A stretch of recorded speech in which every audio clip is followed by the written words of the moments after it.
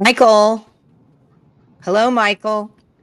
Well, you brought in Beauty before Ace this time. I did, because you were looking at your phone and not paying any attention. So I just had to completely override that and say, you know what? I'm just coming in. I was doing some work.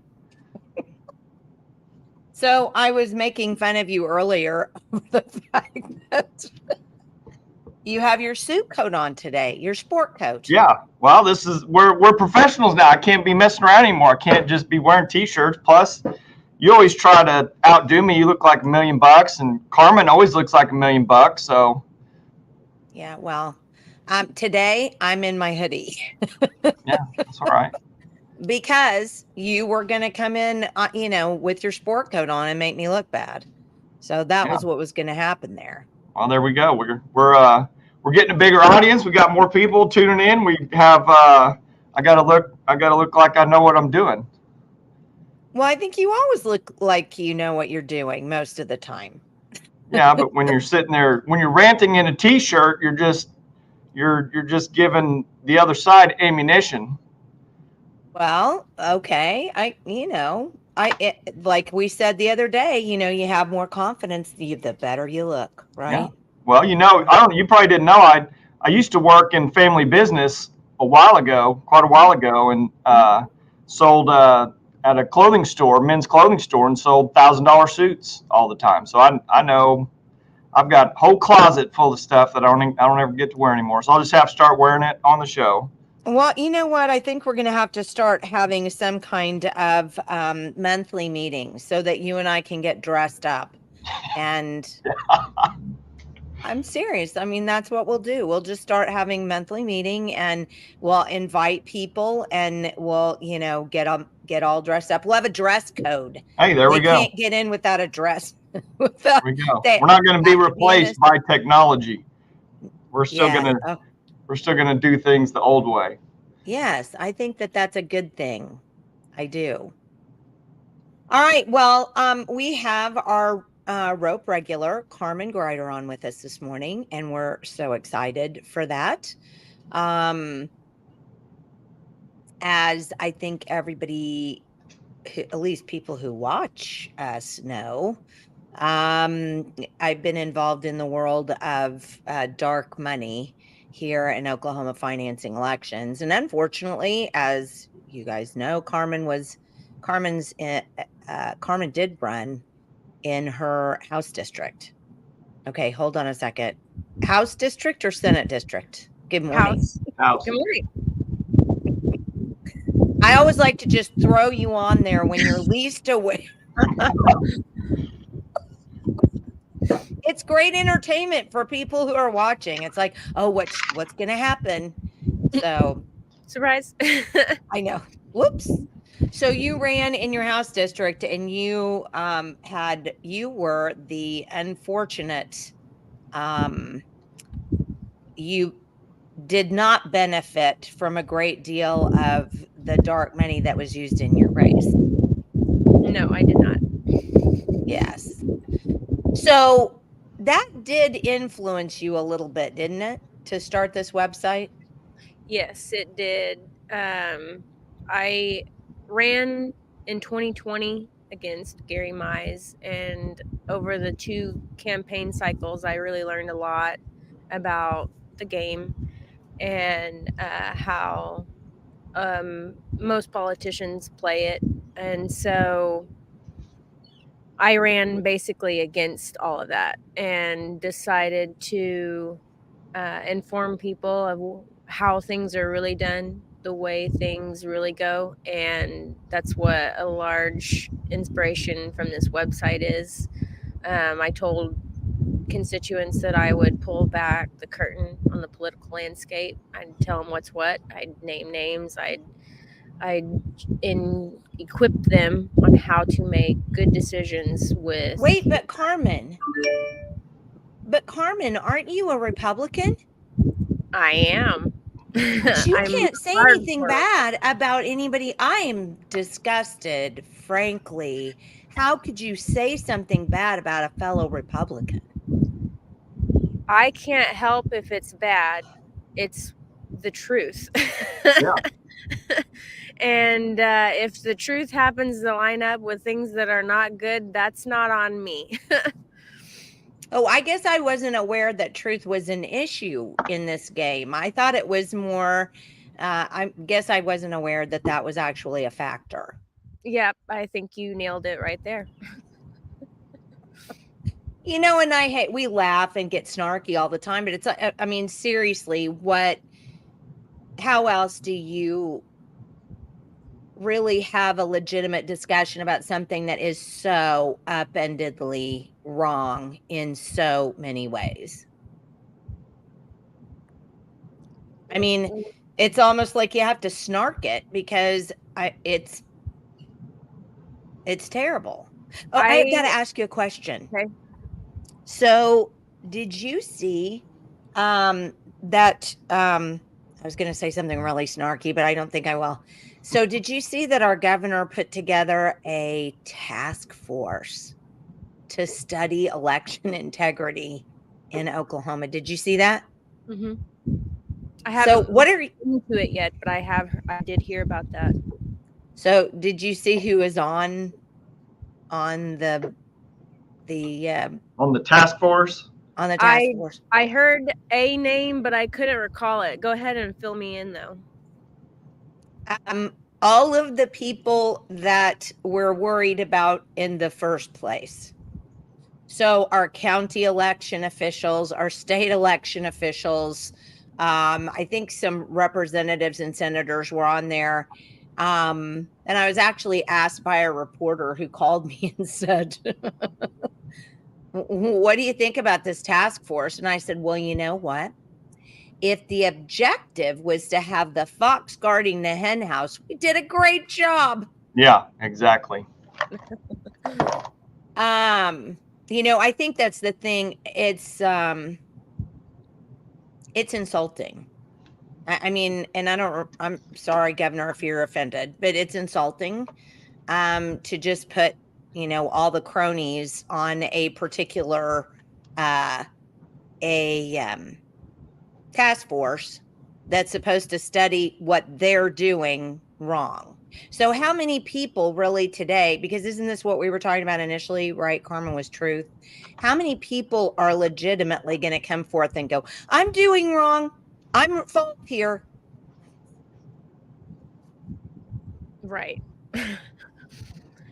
It's also just kind of funny because of the things that have gone on in my county, not necessarily with election integrity, but just in county officials using positions to do things like investigate. That was something that took place a few years ago. Is we were investigated for voter fraud. I don't know if that has been very publicly discussed. I know I haven't said much about it. I'm at a point where I just don't care anymore. Who knows what has happened? Because I live in a big house with a bunch of friends and we do ministry together. And we were investigated for voter fraud.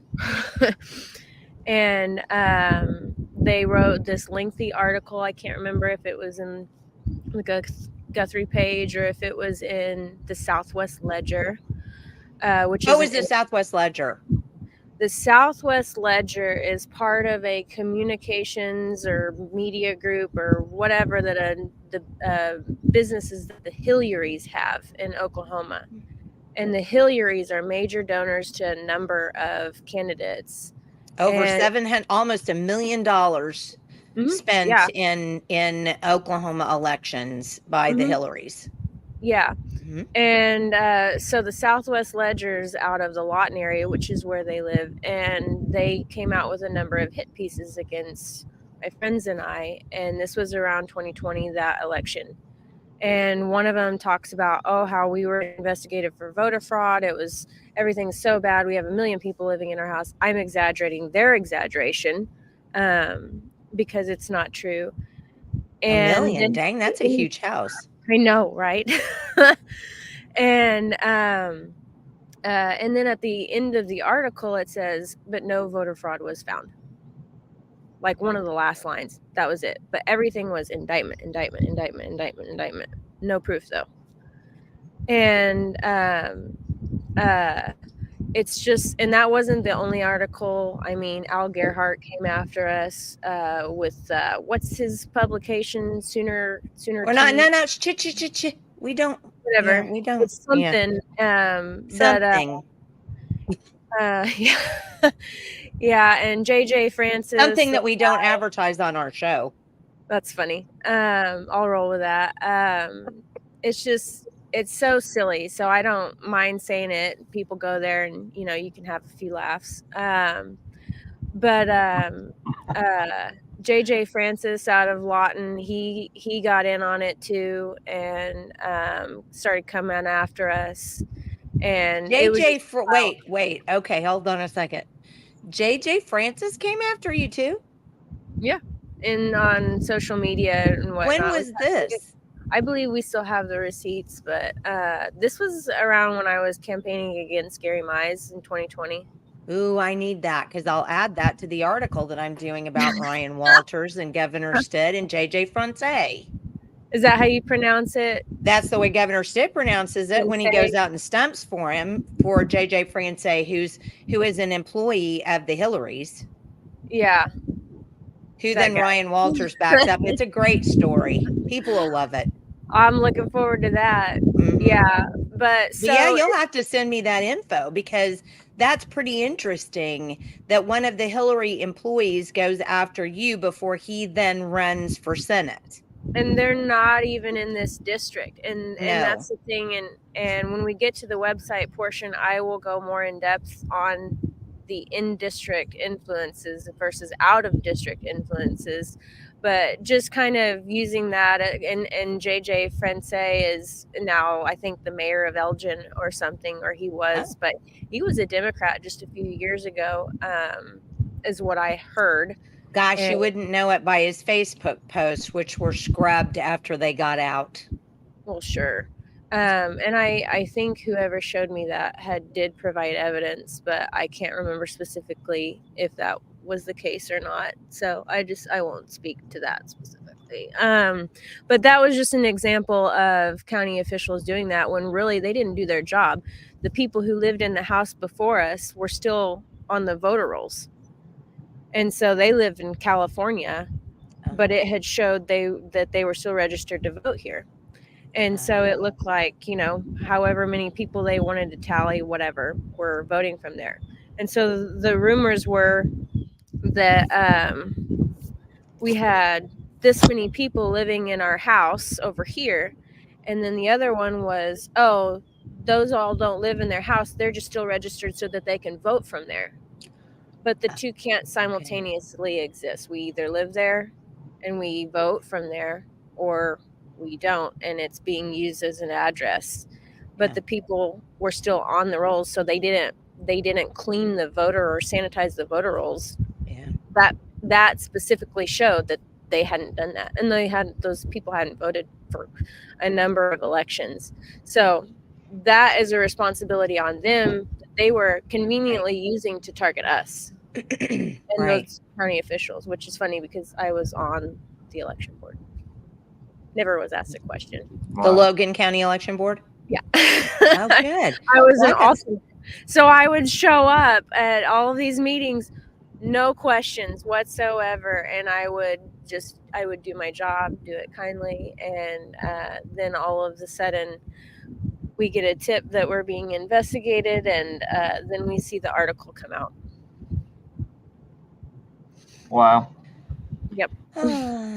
Well, and you know what's bad, Jenny, on the other side of this is when you have some ordained group by the state, like this task force or whatever they say and come out with, whatever decision they make and say, that's going to be just the law of the land at that point. Now, all the mainstream news people are going to say, okay, the task force said there's no election integrity is excellent in Oklahoma and there's no issues and with dark money or anything else anywhere. And then Joe Public is just going to say, yeah, there's no issue here.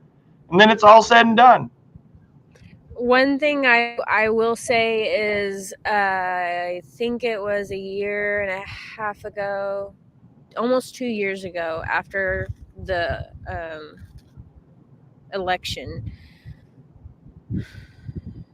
Yeah, it's either, his name is either Dr. Douglas Frank or Frank Douglas. He came to the Capitol, and I went, and Senator Jake Merrick at the time and Representative J.J. Humphrey were there. And I believe Representative Denise Crosswhite-Hayer was as well. And it was so sad how few showed up, but the fact that, those three did really said a lot. And I know Representative Humphrey is doing a lot right now to expose corruption in the DHS system and county, local county governments. They've held a couple of, I don't know if you call them hearings or case studies or whatever over the last few weeks. DHS didn't show up to one, and then they talked about a number of sheriffs and different DAs and whatnot at the last one. And so I really am very appreciative that at least someone is talking about corruption in the government. And Kevin Stitt's dad was there. He's been in on this Woolley case that has been huge and ongoing for the last 5 years. Yeah, we had the Bats on just recently again to talk about their new film Dead Name, but also they talked a bit about that film too, as well, Saving Clayton. Yeah, which is now an award-winning documentary. The Bats are awesome. They're great. They people. Are. They absolutely are. Well, and we're so lucky to have them. Well, just to plug Dr. Frank, it was Dr. Douglas Frank, and he's the one you could just type in, follow the data with Dr. Frank, and then you can go into all of his election integrity stuff. I remember when he came and spoke at an organization here last year, and but yeah, he is one of the few that's actually came to Oklahoma to talk about things, and he pointed out some very specific things in his speech about Oklahoma elections himself. I learned so much from him, and it all made complete sense. And I think he had started off with knowing their passwords because of how easily things are hackable. It was pretty funny. Wow. Well, and I'm an alternate on the Oklahoma County Election Board.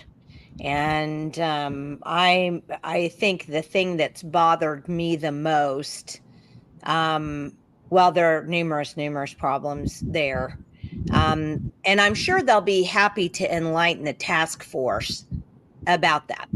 The numerous problems that they have are, one of them is they're the meanest people I have ever had anything to do. I mean, they're just mean. They literally act like they don't want anybody in that building, which automatically lends you to think, well, what are you hiding then if you just can't stand it, for us to be here, and you can't even say one nice thing? I mean, it's very frustrating, but I will say, as long as I've been in government and around government, I will say this. The reason why all of us hate bureaucracy, certainly all of us on this podcast right now can't stand bureaucracy. And one of the major reasons is this: it becomes weighed down by itself. Well, we've always done it like this. Well, this is the way we've always done it. We do that because they've done it for 20 years. It doesn't really matter what goes on, but they're going to continue to do things the way they were, and they're not always right. So they'll get off the rules or they'll get off the law, but because they've always done it like that, it doesn't really matter because we've always done it that way. And then they literally look at you like you're an idiot because you don't understand the fact that they have just done it this way forever. And that's a huge problem with bureaucracy. And the more bloated government becomes, and the more bloated government becomes with crap like this task force, for example, which is going to serve to do absolutely nothing except what Michael did and make a headline out of it. You end up getting further and further away from the people, and the people on these task forces are and extra government committees and all of these things are emboldened by the fact that they've been given the golden scepter of approval by the government, and then they start acting like the government, but then the people they have no recourse for them. You can't go to the task force and say, well, I'm a taxpayer and blah, because they're going to go, well, I don't care. I was appointed by the government. I can do what I want. Right. Yeah. Yeah. It's bad, bad, bad, bad. So do you want to go ahead and start on your website? Yeah, we can. Okay. I'm going to share my screen with you, I think. Where did my screen go? Hold on. There it is. Okay. I know people are probably, when they watch, they die laughing because they're like, oh, watch her share her screen. She won't be able to figure it out. I'm fairly hopeless, apparently, on that. All right, Missy, where do we want to start? Go over to Oklahoma elected public servants, state representatives, Chris Kennedy.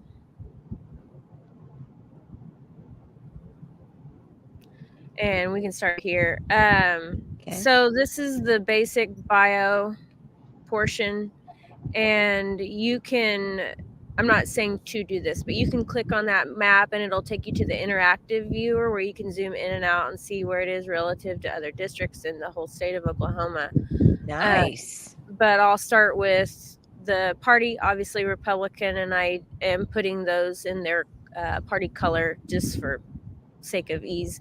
Sure. Cities that are represented, counties that are represented, the year elected, term limited, and then what I added that a number of these things don't. Wait, stop.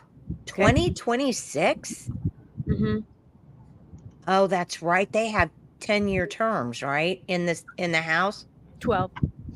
Oh, crime. Oklahoma's state legislature has 12 years. Okay. And you can serve in both, and it can add up to 12 years. So I added, and all of this is public information. I added occupation, and I thought that would be something to create more of an accurate illustration of our legislators, to show either expertise, perhaps in authoring legislation, or if you see patterns elsewhere in funding or other ways. It's just there. I thought it would be good to include.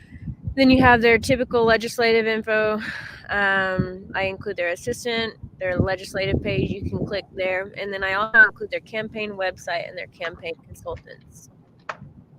And okay, well, let's just read those for people. So basically, he's an attorney with the federal group in Washington, D.C., and with Foshi and Yaffe, and a judge advocate in the Air National Guard. And his campaign consultants are Campaign Advocacy Management Professionals, the James Martin Company, Signal Mountain Associates, Marathon, and Precision Strategy Group.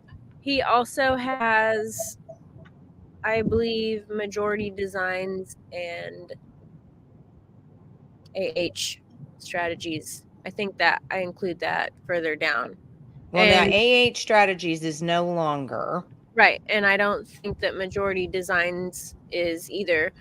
but they have at least one name in common with campaign advocacy management professionals, and that's Fountain Olive. Correct. So I do include the campaign website. I thought it would be good to just facilitate for the user to go and see what they campaigned on. I also thought, if they have integrity, it will line up with the following sections on this page. And if they don't, then the user will be able to distinctly see the difference between what they said and what they've done. So I'm just going to click over just quickly. Okay. An example would be say their tagline is, "Oh, I won't be beholden to special interests," and then you scroll down and you see that they have majority special interest contributions. That's kind of an example, and I didn't see that Chris Kennedy says something like that specifically. So I'm just using that as a general example, not one specific to Chris Well, Kennedy. he's happy that he passed the largest teacher pay raise. So I was just getting ready to say that, Jenny. Number one, bada bing. So that's exciting. I'm glad he's contributing so much to the pornographic material in our public schools. Look at the one where it says invested $20 million to help recruit more jobs and businesses to Oklahoma. So is that his personal money? I wonder. It doesn't say, and I'm gonna assume, as these are accomplishments, that they would be his accomplishments as a legislator, and I'm open to correction.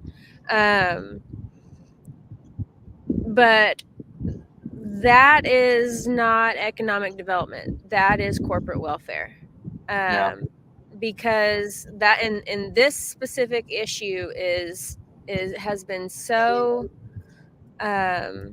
intentionally misconstrued.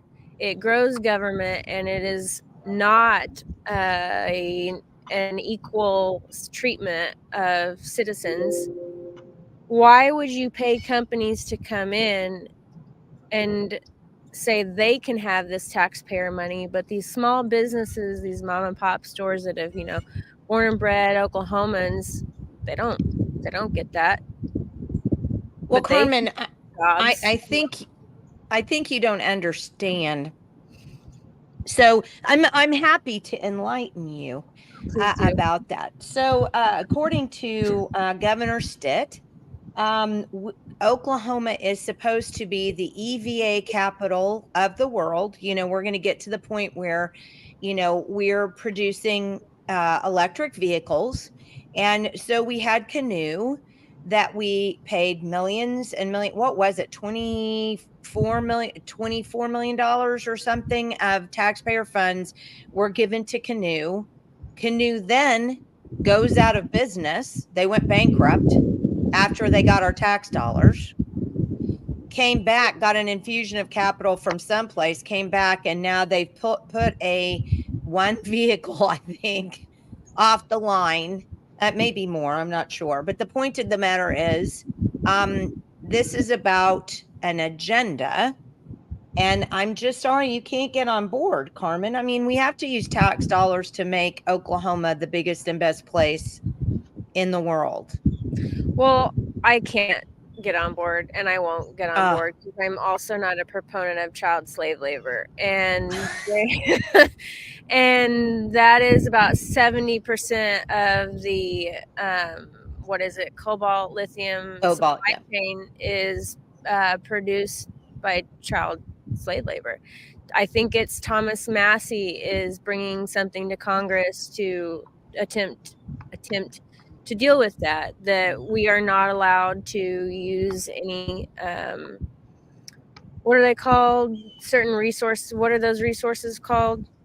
It's like copper, rare earth Metals. Yes. Rare earth metals that have been produced by child slave labor, and I love that. Is it going to pass? Yeah. I don't think so. No, because you know what?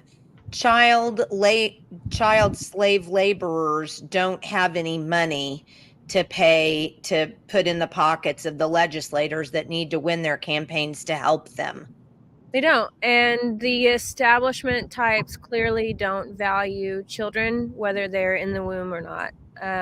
Because with the push for abortion to be even after birth, it's pretty clear that life is not valued. It's determined by whoever wants to do whatever with that life, even to murder it. And so I am very much against that.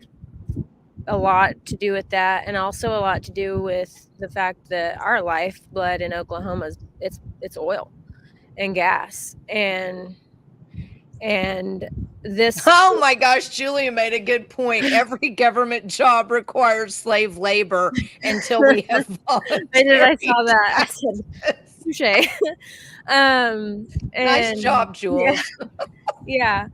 And it is shooting ourselves in the foot, because if you critically think about switching over to all electric things, we don't have the grid, and that is not even environmentally feasible, because what happened when we had the winter storm here in Oklahoma, Texas suffered it, and that killed the electricity, and to think that we would be adding multiple vehicles, even more appliances, et cetera, to a grid that really doesn't exist. Number one, it's not there. The infrastructure is not there. And if we were to put the infrastructure in, I was driving down south and saw a solar panel farm. And this is supposed to be environmental green industry, right? Is that the one that's on the north side of Waterloo? No, this is way down south. Oh, I was visiting my aunt, and there's something like that on the north side of Waterloo, isn't there? Wouldn't surprise me. I was visiting my aunt down south and was driving out in the country and saw a solar panel farm. Took up acres and acres, and there was, in order to put those up, you've got to clear the vegetation out and put fences up around it. And I'm thinking, the amount of solar panels that would require to contribute to be able to handle all of the increased electricity that's going to be demanded is ridiculous.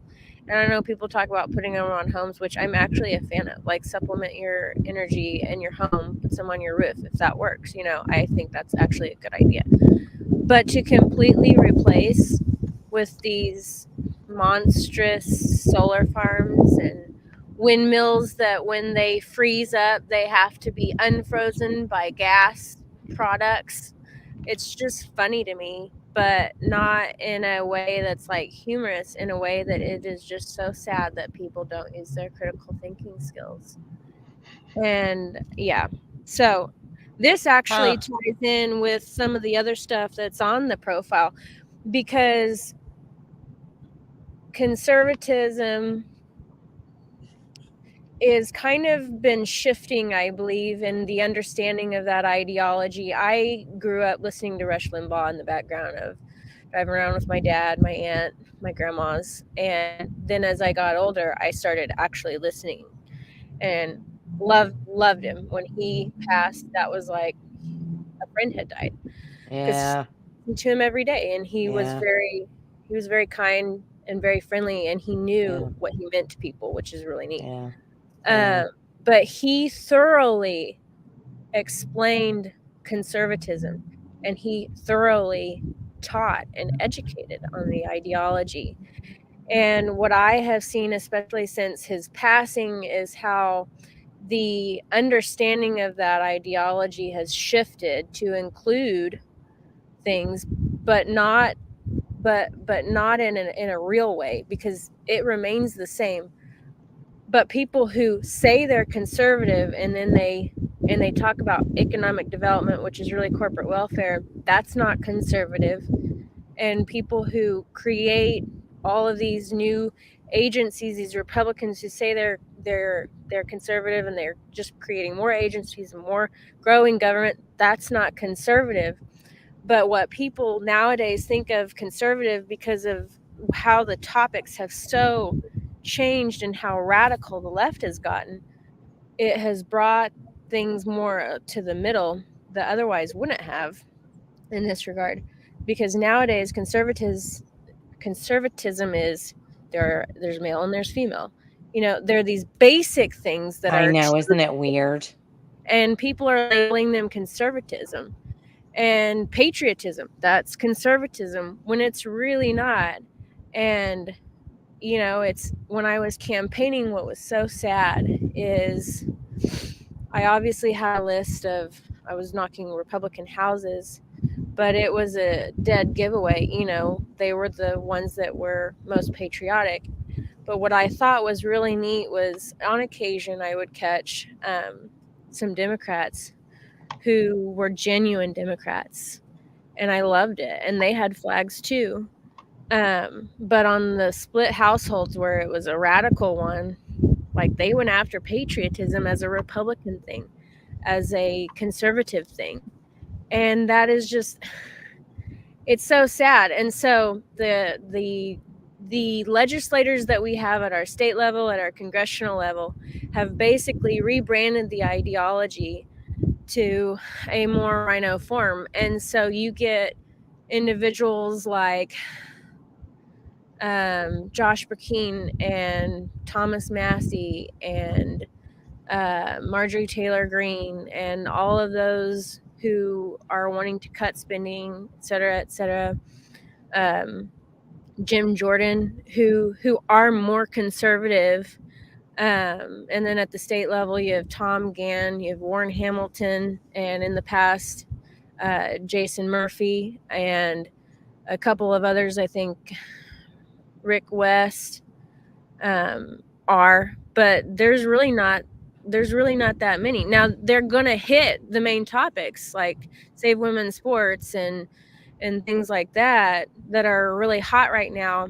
But if you take those away, and we are where we were, say, 10 years ago, we don't have many conservatives, because these Republicans grow government, and they benefit the corporate giants who sidle up with the government, and it's ever expanding, and that is not conservatism. Yeah, that's the actual definition of fascism. That's when corporate and government merge, and then that's the corporatocracy. That's fascism right there, 100%. Corporatocracy. Yeah, Glenn Beck did a very good breakdown of public-private partnerships and the path that we have been taking as a country that has been strengthening those, and how BlackRock, Vanguard, all of these humongous investment groups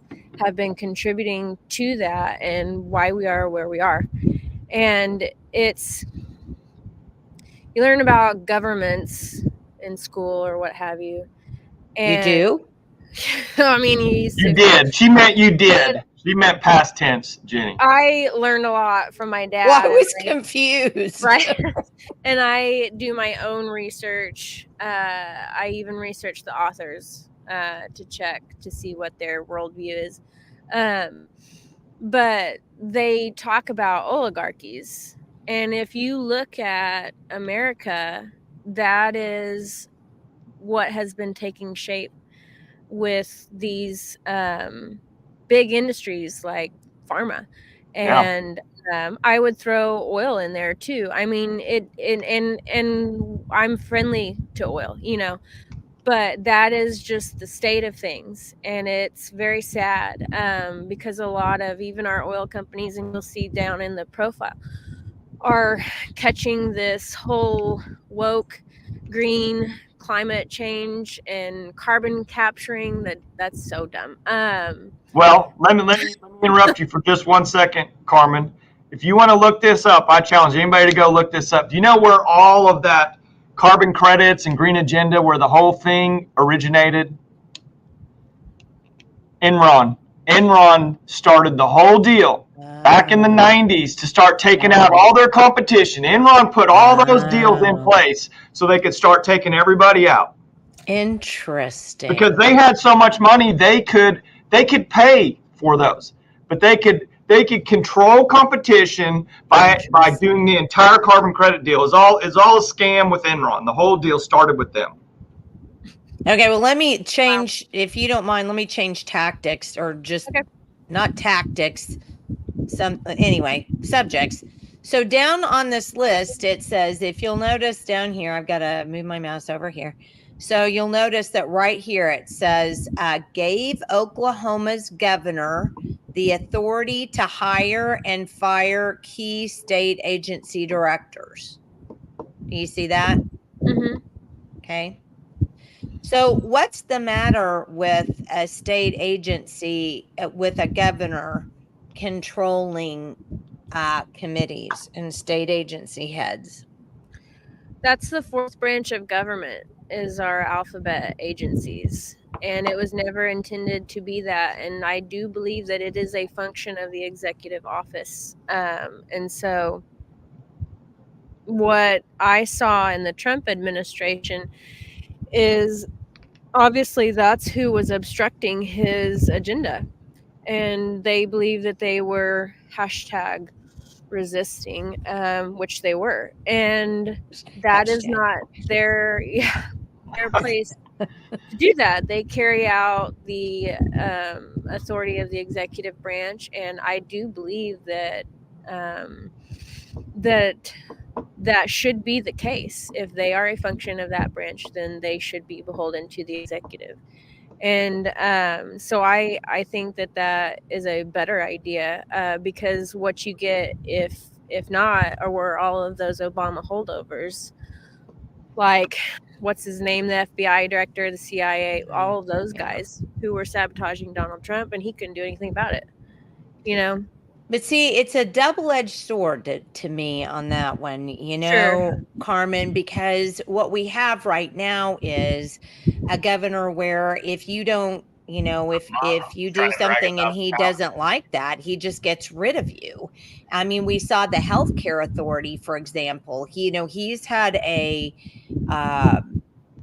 plan to get the government involved in healthcare again, certainly at the sooner care level. And when you had a couple of ladies on the healthcare board who said, you know, I don't think that's not what Oklahomans want, they voted against that, you know, under Mary Fallon even. Well, you know, he got rid of them off of the board. So, you know, on one hand, that's, I mean, if we have a good, you know, It's not succeeding, but it's tough because authority can be vested in a governor or a president, and then that president or that, like we've seen with Biden, or that government, like we've seen with numerous governors in Oklahoma over the years, misuse that. And then, you know, then where are we? You know, then it becomes the ideologue governor or the ideologue president's government, not the people's government.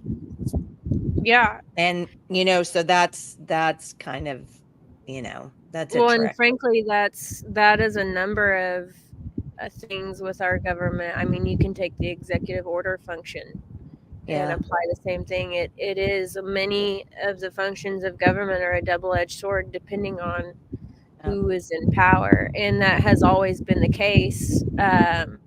Even the Constitution, for example, there are those that believe, which I am of this camp, in the original intention, and then there are those that believe that it is a living and breathing document, and that it is a weapon to be used on behalf of power to achieve whoever's elected agenda, you know? Right. It's kind of like, this is why things like this website are so important. I agree. Because it helps you to see who is in charge of doling out the authority and the power, and do you approve? And if you have someone who professes to be a conservative Republican, but you see otherwise, according to all of these metrics that can show you whether that's the case or not, then they need to be voted out, to someone who is more trustworthy with the mechanisms of government. It's just, so this is the contribution part.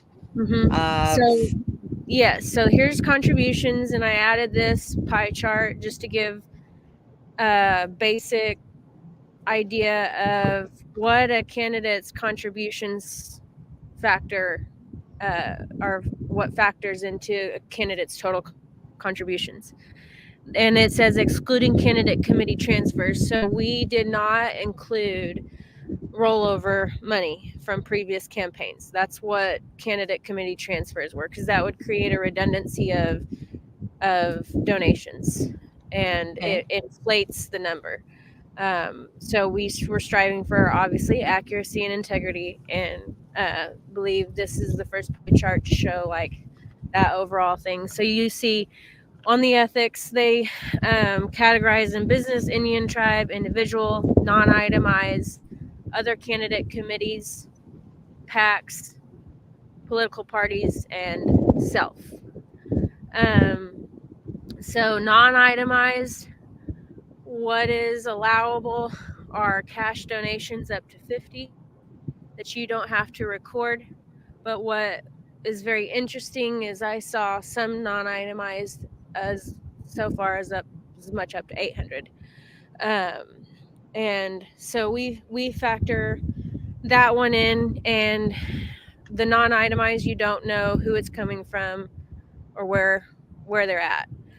So that's not necessarily a nefarious thing. It's just that is what the categorization is for whatever reason. Now, I cannot speak to those $800 donations. Now, those could be an aggregate total of $50 contributions, Well, let me ask you this, because I'm rolling over these things, and the majority of Chris Canada's donations come from PACs and individuals beat out PACs by just a little bit. It's about 41% to about 56%.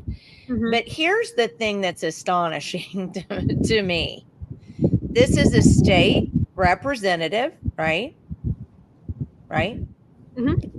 He's a state representative, and he's received $372,251.32 from PACs. $370,000. And then you go to individuals, and this one really gets me. I mean, there must be, now he's been in office since 17, right? Isn't that what you said? 14. So he's been in since 14. So he's had, some time to amass a war chest from individual contributions. But let me ask you. He has one of the biggest, by the way. How is it that a representative in our Oklahoma government has over $500,000 in individual donations? Yeah. Half a million. So we'll just combine that, quickly with what we've got over here. So you're talking about a representative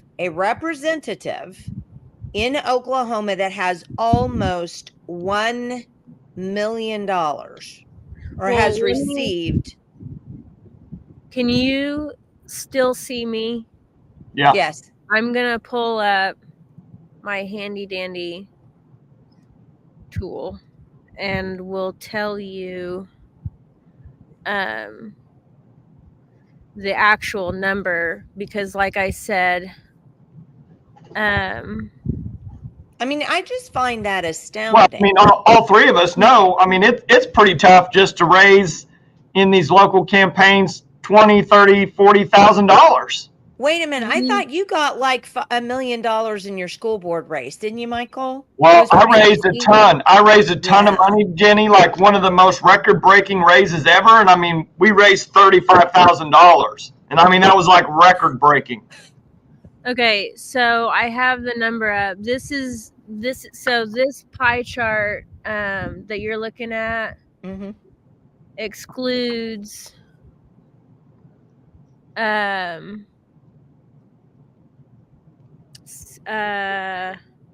transfers.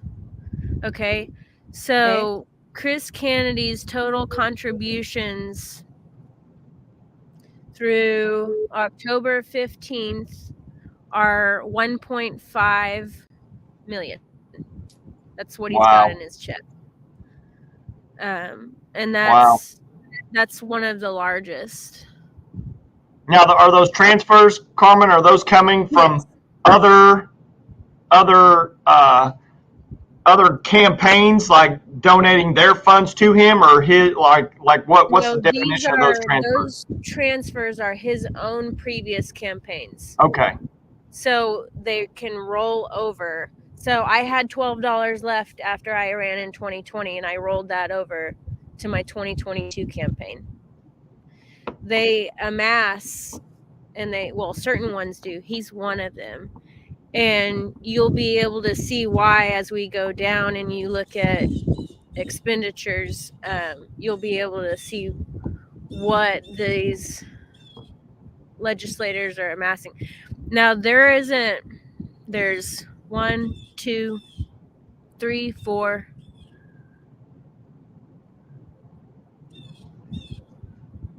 4 legislators with only 4 with over $1 million. Which are the 4? Charles McCall, 1.478. Chris Kennedy, 1.508. John Eccles, 1.224. And Kevin Wallace, 1.473. So now that's very, very interesting. So these are all House reps. All House reps. One is the House leader, Charles McCall. One is the floor leader. And then the other 2, I think Wallace serves on the appropriations.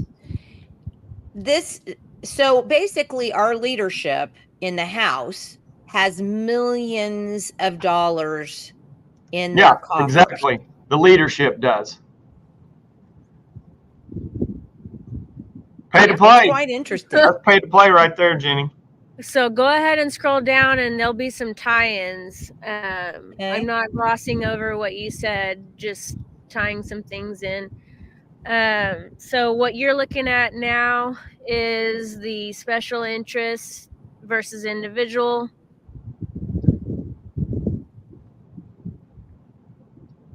Does that line up with the top one? 44. Oh, it's because there was another factor in the top one that's not in this one. Okay, never mind. I just want to make sure my numbers were correct. I don't look to botch any numbers.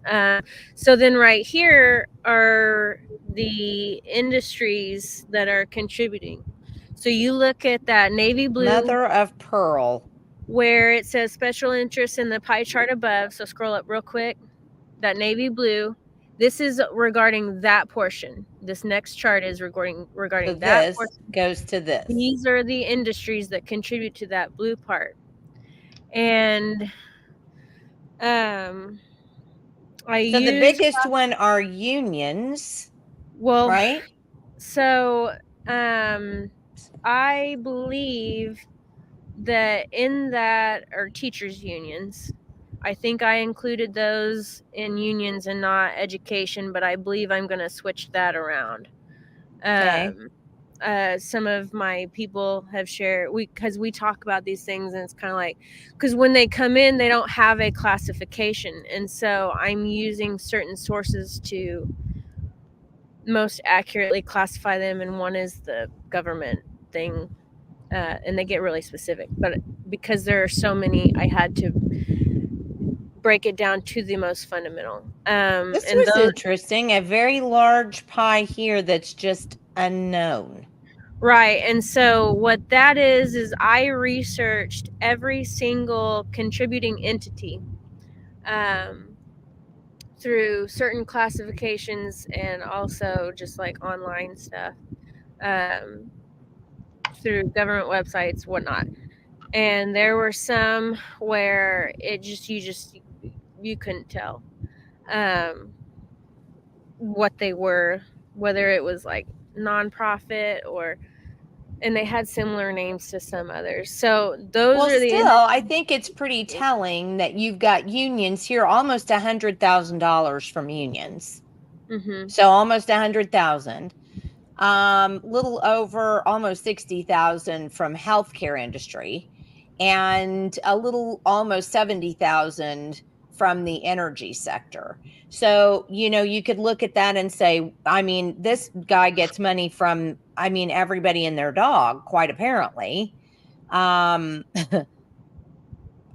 are lots of colors there. There are, and I'm going to add, because I don't want to inundate the user, but I also want to educate and explain my process as much as I Right. can.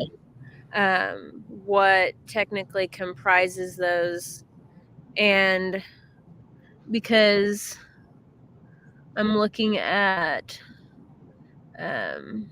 communications and I look at energy, and under energy there's oil and gas, there's electric utilities, and under communications there's like telecommunications and Right. AT&T and whatnot, to kind of a little bit more delineate what comprises that sector, for certain ones especially. So yeah, so that's about that chart, and then I go more in depth with that to show of the people contributing, these are all contributors to his campaign. Ooh. Who subscribes to the woke ideology. Oh, that's great, Karmin. Well done. You can click on those. Go ahead and click on Pfizer, because I take you to a link that shows you directly what they adhere to, whether it's DEI or obviously this Pfizer was caught. This guy was caught saying those things. So you can go back and you can click on any of those other ones, and it takes you directly to the public source where it talks about there's DEI, and what you actually see on a lot of them is look under energy. Look at all of that. Well, and here's Chesapeake, which is our own, it's in Oklahoma, Look, and they embrace lower carbon future and in and our look own at their state. tabs. Social, climate, ESG news, DEI, human rights. It's so sad. They are contributing to something that wants to eat them. Well, that's very fascinating, though, when you go back and you look at this, because, these are all of the people that donate to him and yet have some kind of woke agenda. So you kind of wonder then, how are things happening the way that they are? Well, it's because, look at where this money is coming from. Well, yeah, and then it goes back to kind of where we started with talking about the conservative ideology. Like, how conservative are you? Because these are not conservative entities. Conservatism is not equity, and that's what DEI is about. Conservatism is about equality. It is not about racism, and that's what the DEI stuff teaches is racism. And Ryan Walters even tried to explain we shouldn't, just because of someone's skin color, we shouldn't target them for any like, just because you're white doesn't mean you're racist, just because you're black doesn't mean you're whatever stereotype that they get knocked for, and that's all he said. Of course, they spliced it and manipulated it to where they said he was talking about the Tulsa Race Massacre, and that's not it. But that's what he has been talking about, is you don't that's identity politics. And anyway, so all of those groups have some kind of woke connection. Now here's the in-state and out-of-state contributions. That one's gonna be for our legislators. That one's gonna be fairly healthy, and as long as the numbers look like that, like, it's fine with me, because I've got friends in other states, that contributed to me just because they believe what I believe. And so it's, in my book, as long as that's a healthy number, then that's fine. But this one This is pretty telling. is the most telling, Yeah. and this is the one that I am getting at. So this is in district versus out of district, and this portion of the chart includes contributions from individuals only. So if there is a PAC registered within the district, I do not include that, because what I wanted to capture with this pie chart is actual support, like support from actual individual voters. Only people who can vote, because an entity cannot. But if there are employees that live in the district and they contribute, they will be recorded, obviously. But the entity itself is not a voting individual. Mm-hmm. And so then what I also did is I display the number of individuals within the district who have contributed to the legislator, and Chris Kennedy's total is 51. So 3% of the people in his district want him elected. No, 3% of his funding comes from within the district. Yeah. Well, but I'm just saying, I mean, they want him elected, they're going to donate. It just seems to me like, that's a pretty small percentage. It is a very small percentage. And that, can you hover over that gold to see how much money that is? Okay. So 51 people. Oh, wait. Let's do the actual numbers here. Out of district, individual contributions for Chris Kennedy. That's not out of district individual. This isn't out of a district individual? No, and I do, you actually show me, I do need to clarify that. So I talk about how the in-district portion of this chart includes contributions from individuals only. Okay. So the blue includes PACs, other legislators, all of the different entities, including individuals as well. Well, still in all, $874,000 comes from outside of Chris Kennedy's district, as opposed to $27,469.63. Yeah. And that 27,000 is more in line with a normal campaign right there also. Right. So if you think about this with some psychological critical thinking, there are a number of principles that could apply. And so if you have a lot of money, you send out fancy flyers, you can hire great photographers that take fabulous photos. You put the top conservative bullet points on there, and you look legitimate, right? Yeah. You don't have to door knock. So people think that you have a lot of money. So they think that a lot of people are supporting this candidate because they have a lot of money, when really only 51 people are that are actually in the district. Yeah. That's crazy. Money talks. It does. Wow.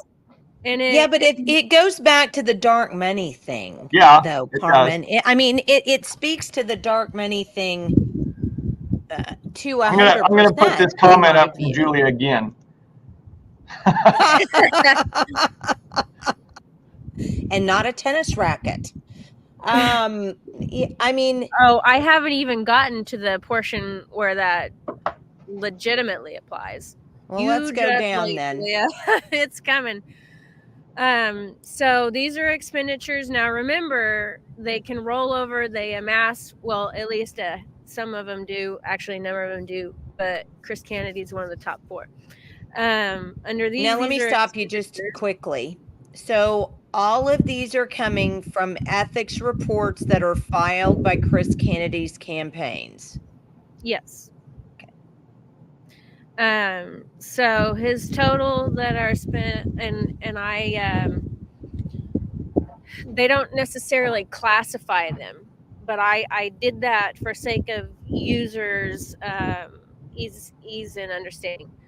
And so what I include under travel are hotels and transportation.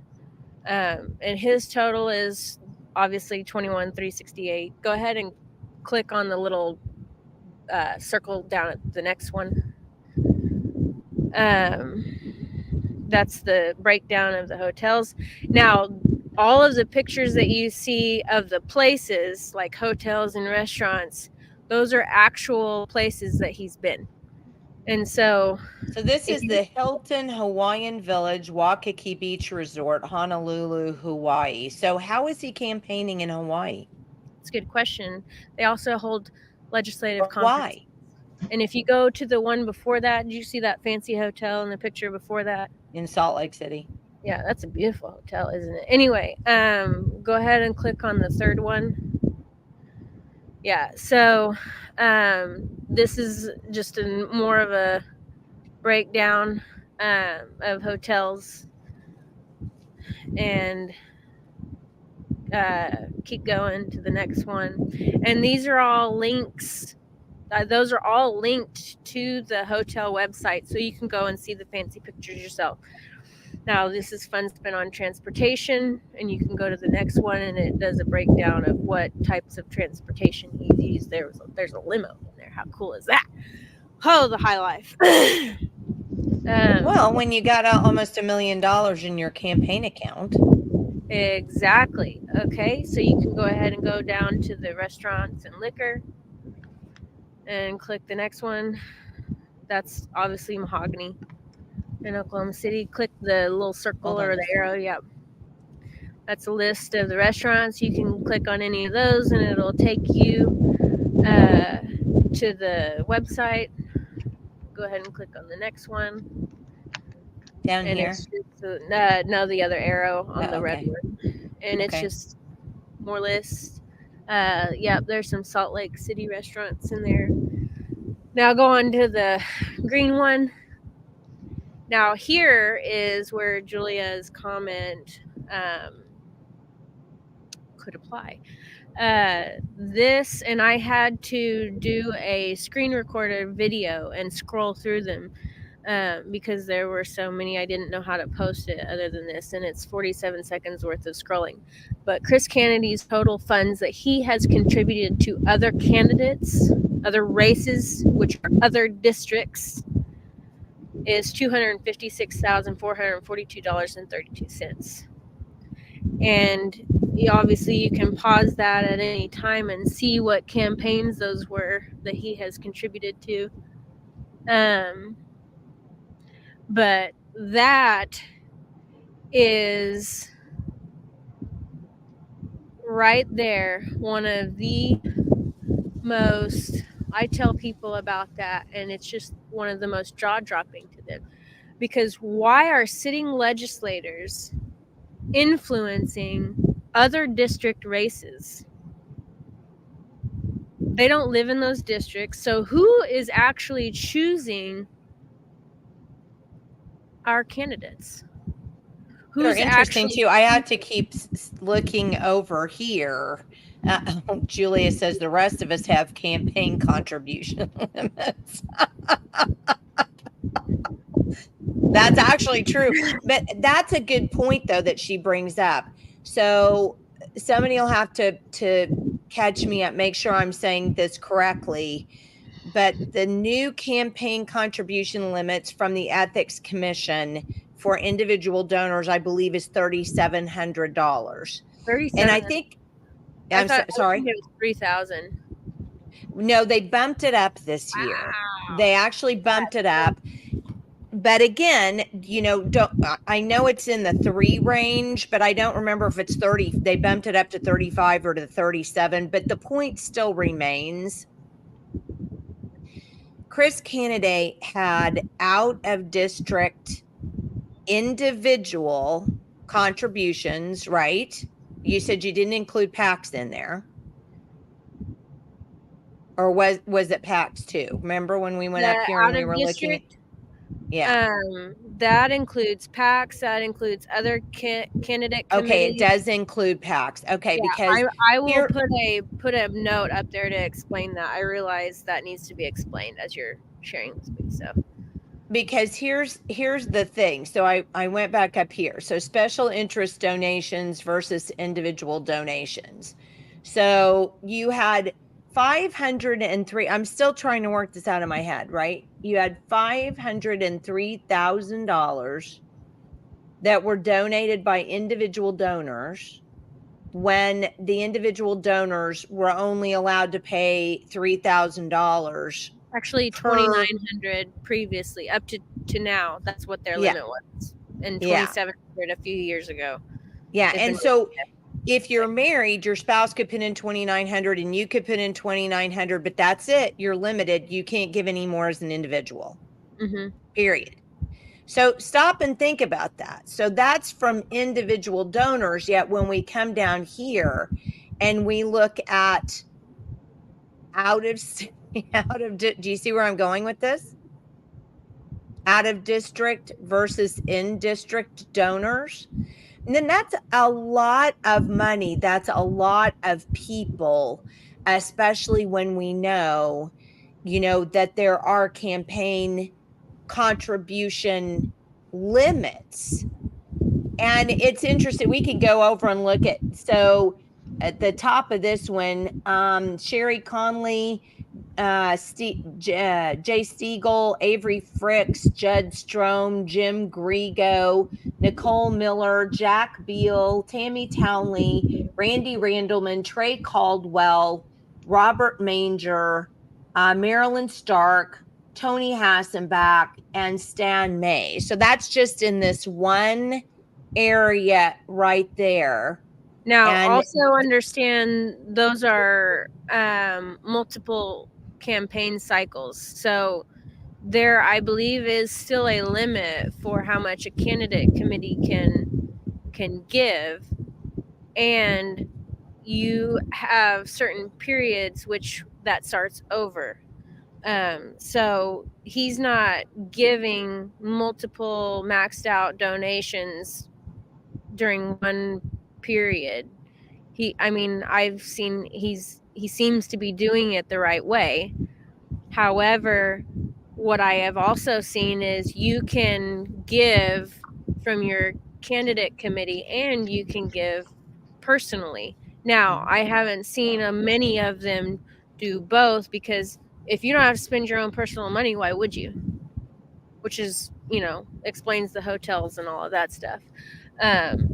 But just a heads up there, and because if I were to include all of the data in that, like the date it was given and the amount that it was given, those specific, that's hard. It would have made it too small to be able to read. So what I figured is you can see the year of the campaign and understand that those are over time and not right. all. Yeah, like one to Todd Russ is for 2018, for example. Right. Cindy Bird for 2018. Yeah. Or if you do see a candidate committee pop up a few times, you don't not necessarily jump to the conclusion he maxed out his donations every time. That's kind of silly to do that, but because sometimes but here's the thing that irritates me. So let's say I was going to give Chris Kennedy a donation for his campaign. All right. Basically, I give him a donation and then he turns around and gives it to another legislator. Well, I wasn't making the donation to another legislator. I was making that donation to him. Right. And it's always bothered me that his liquor cabinet. Say again? Were you also making the donation to his liquor cabinet?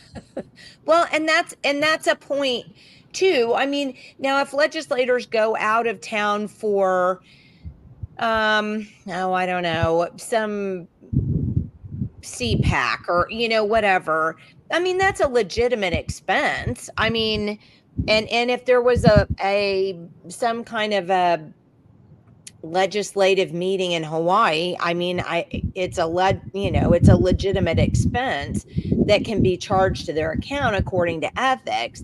But I mean, I guess the point of the matter is that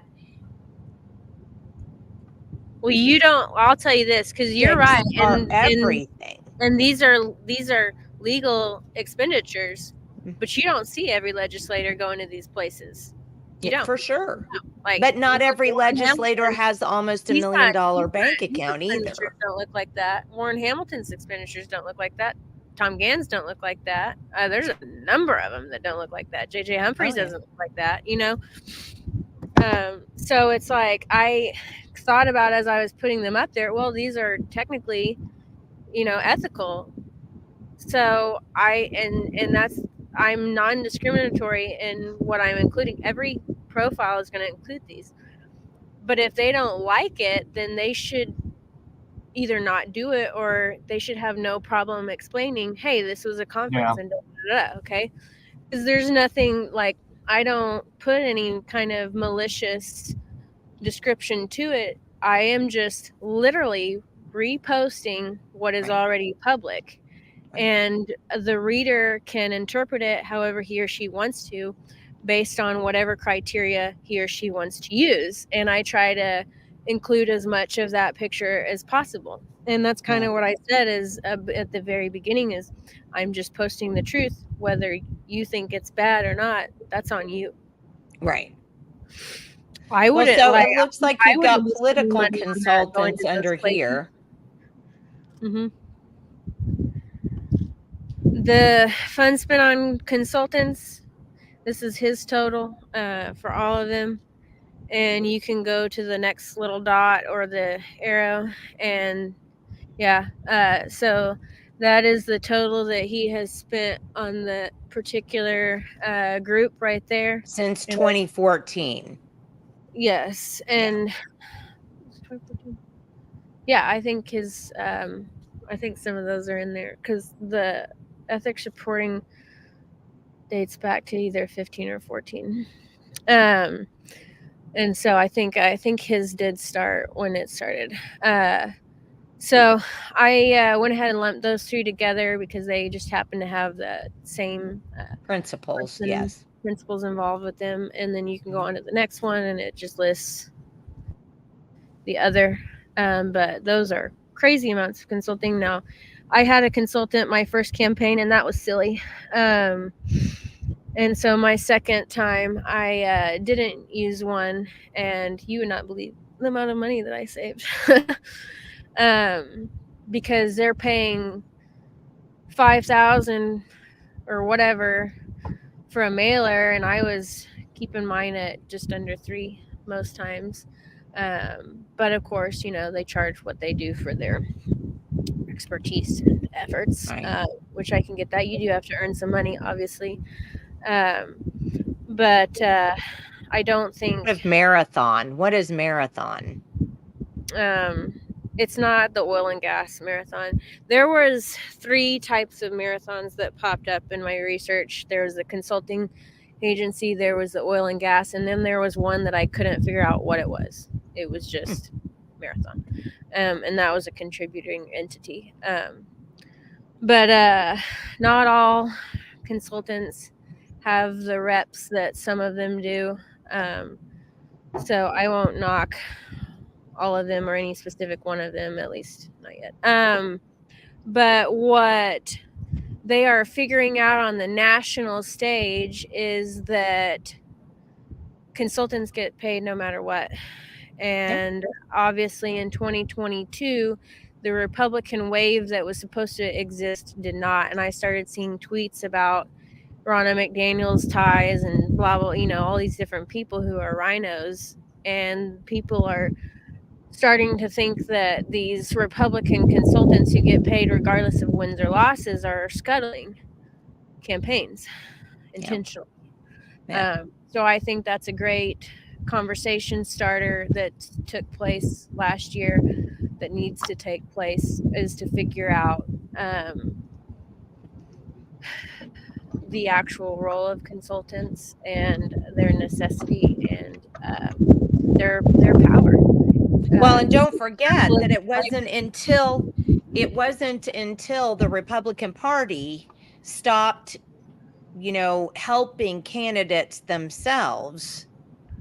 Before that, there really weren't consultants. And then as soon as the Republican Party stopped using their dollars to help candidates, then these consultants came in, and now this is what we have.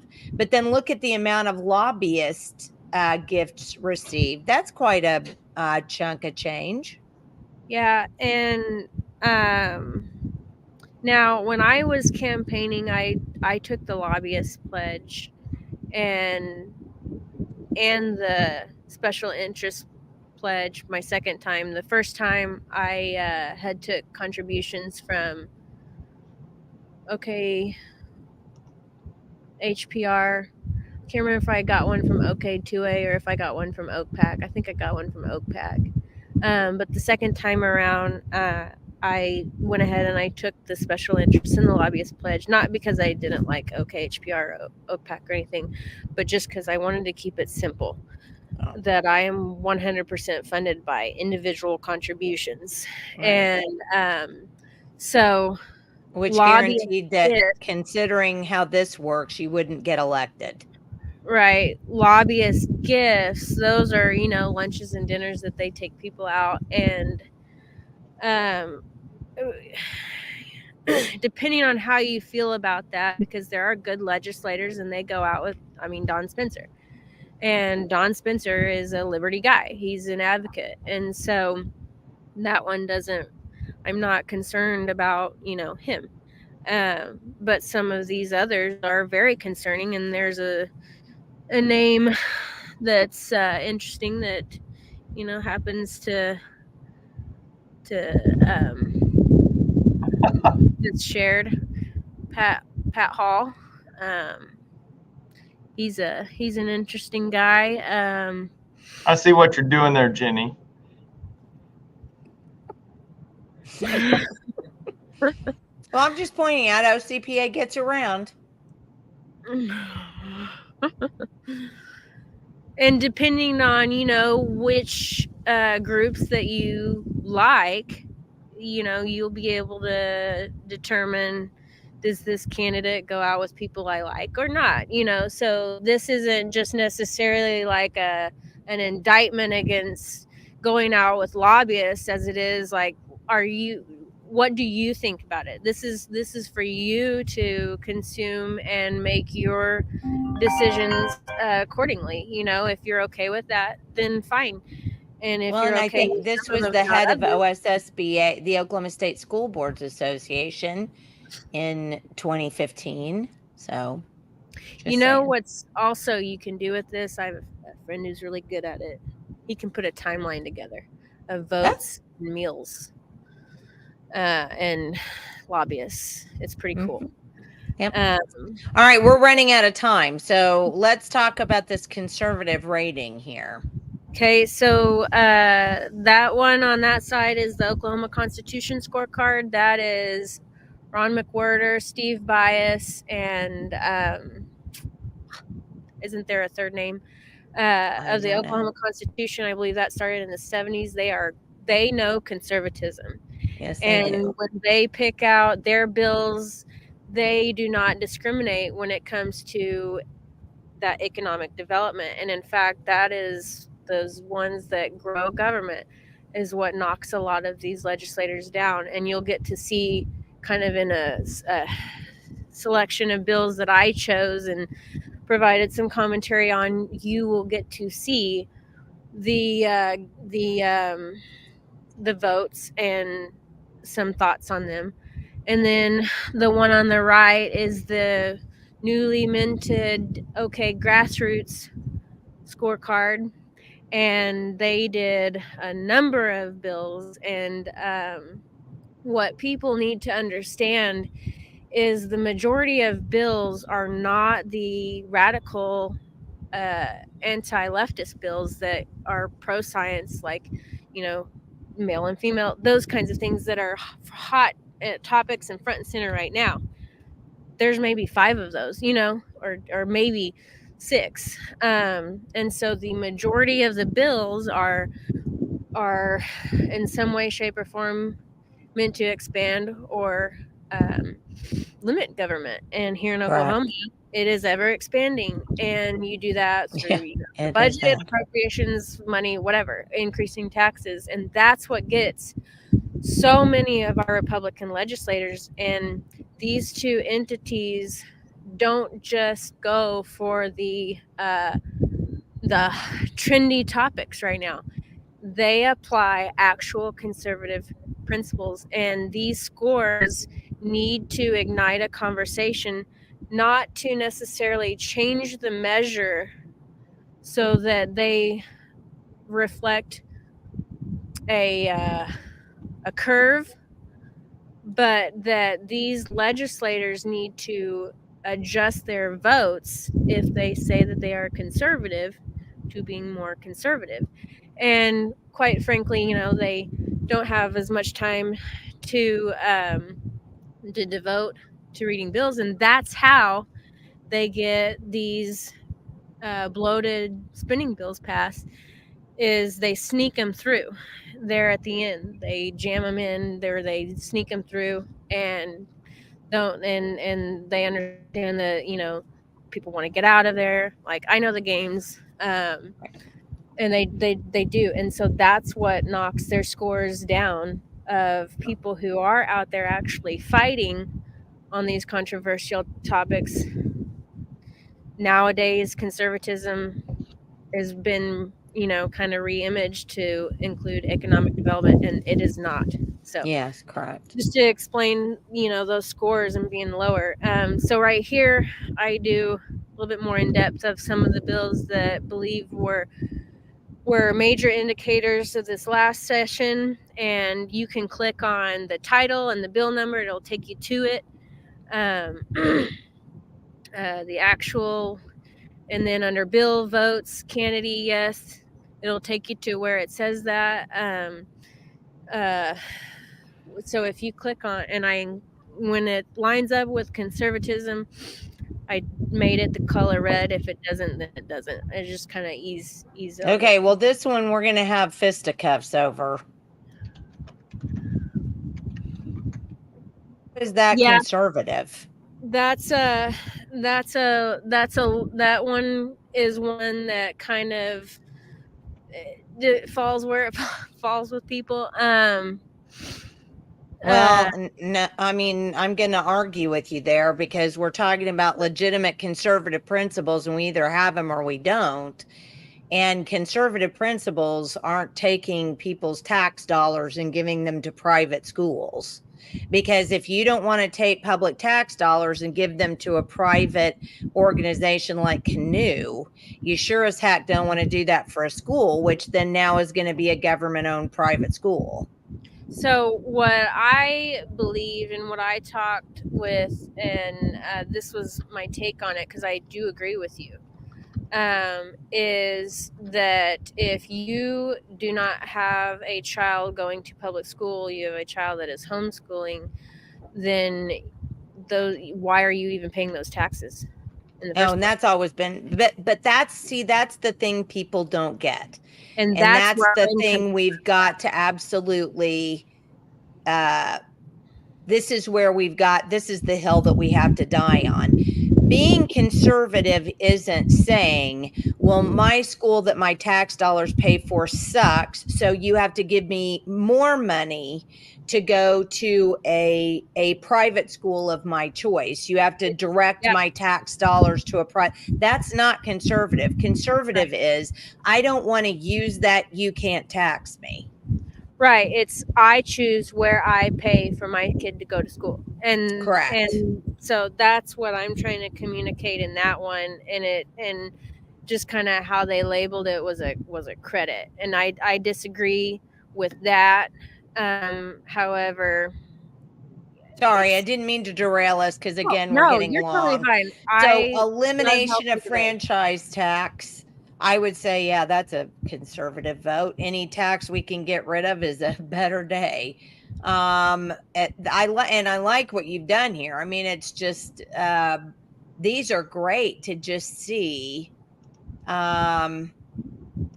Oh, stop at that slap one. Let me read that one real quick.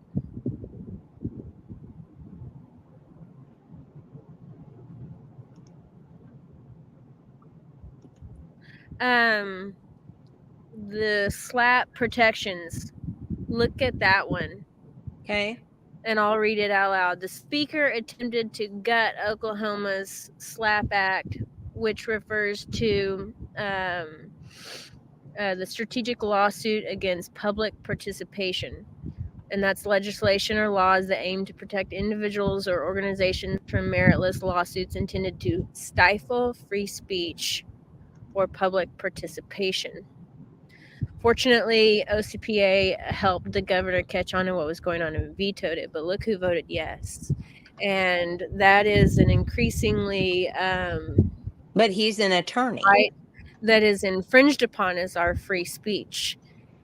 And Correct. yeah, that one was very concerning. And again, this guy's a Republican. No, well, yeah, again, we got to quit doing that. I think what we're going to have to say is this person runs as a Republican, because I think calling people Republicans at this point is simply just because they have an R by their name is, ludicrous. I mean, he runs as a Republican, but that doesn't make him a Republican. It just means that he runs as a Republican. I like that, and I'll be using that because it's a subtle change, but it means so much. Yeah. So anyway, those were explaining a handful of bills, and then that's here, great.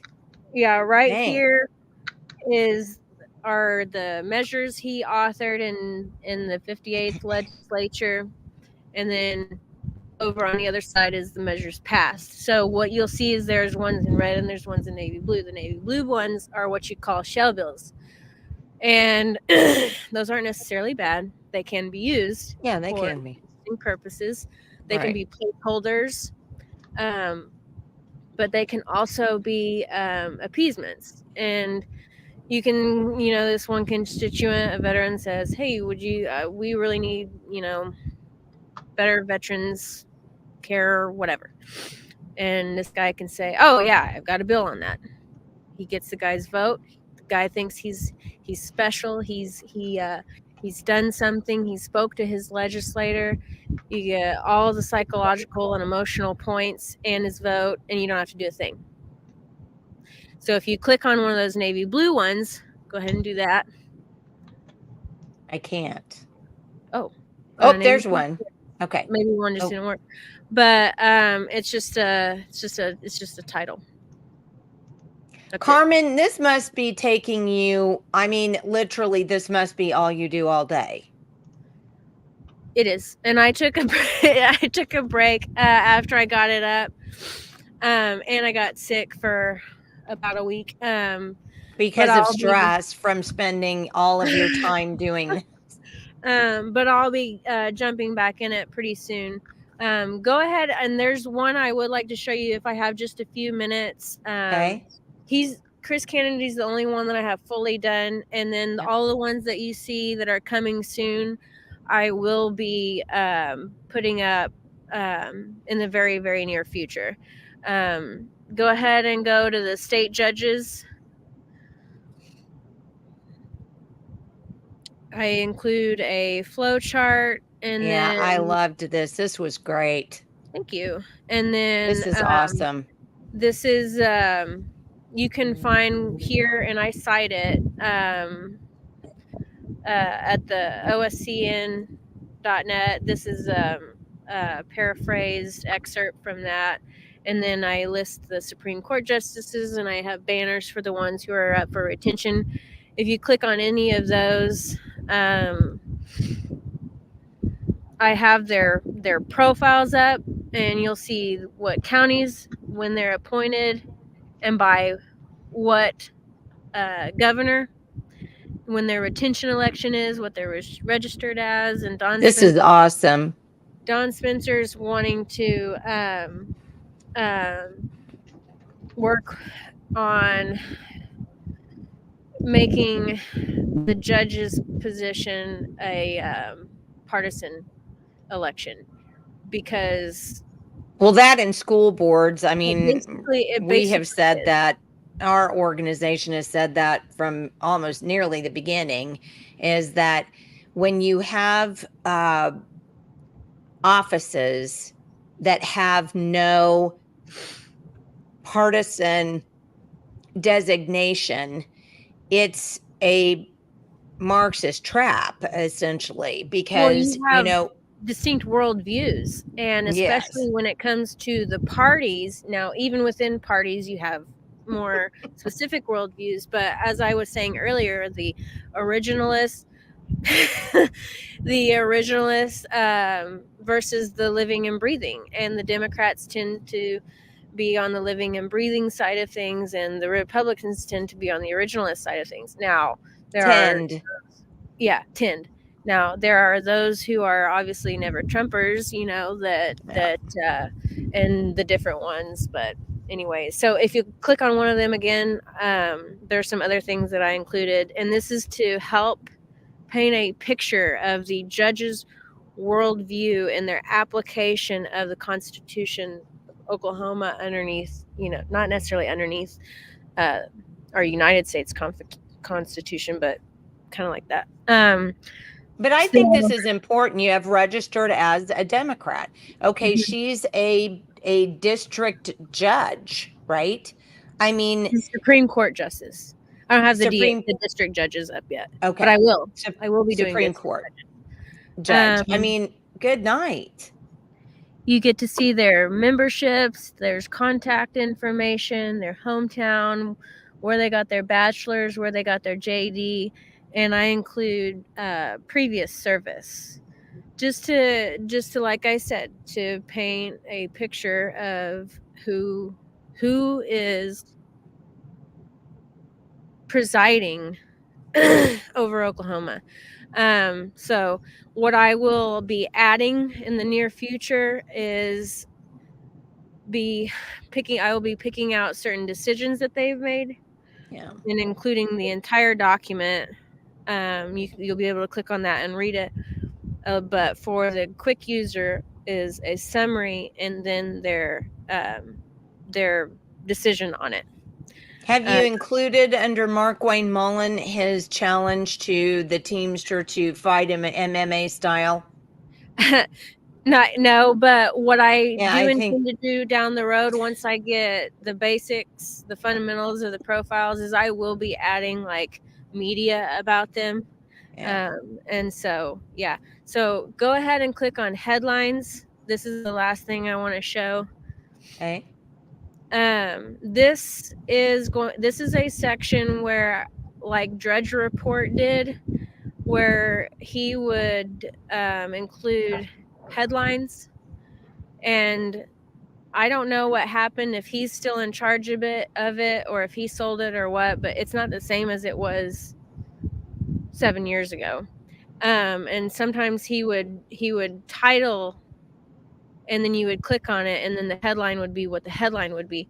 But that's kind of what I've done, and what I came out with this for initially is I got tired of seeing all of the articles coming out about Ryan Walters and spinning the things. And so what I did is I included a number. This isn't even all of the articles that I found that were being written about him. These are all linked to those articles, but what I did is, in what is the headline portion of it, I did a little retitle of them to, number one, incorporate humor, which I was going to say something about that earlier, and I'll mention that in just a minute, but also to educate what the media is doing with this particular article.